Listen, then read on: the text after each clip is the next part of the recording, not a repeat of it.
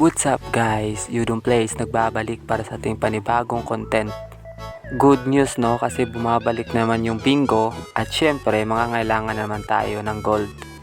Yung content natin ngayon guys, yung SP summons mo, gagawin natin yan gold.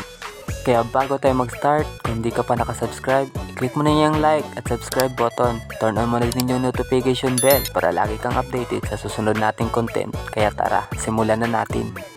Okay guys, unang-una sa lahat guys is dapat mag-ipon kayo ng madaming SP shards. Yan, yung mga nakikita nyo sa screen.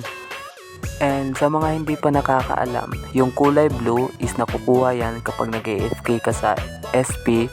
Yung kulay green kapag nagmimina or nag-gather or nag-e-energy ka. Yung red naman kapag nag-chesting ka sa SP. Yung mga yung mga common chest na mga nakikita mo sa SP. Tas last, yung orange is yun yung mga nakukuha mo madalas kapag sa mga unique boss or gold boss or red boss. Pwede mo tong makuha sa lahat pero mas high chance siya pag specific yung gagawin mo sa SP.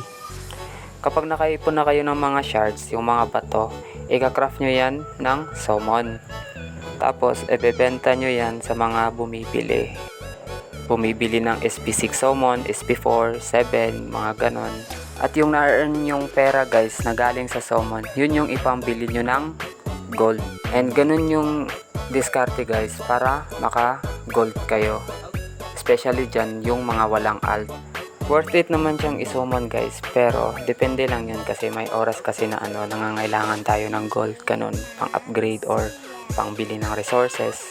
Hopefully may natutunan kayo sa video na to guys, and kung natulungan man kayo and gusto nyo ng ganitong content, huwag kalimutang mag-subscribe at i-turn on yung notification bell para lagi kang updated sa mga susunod nating content.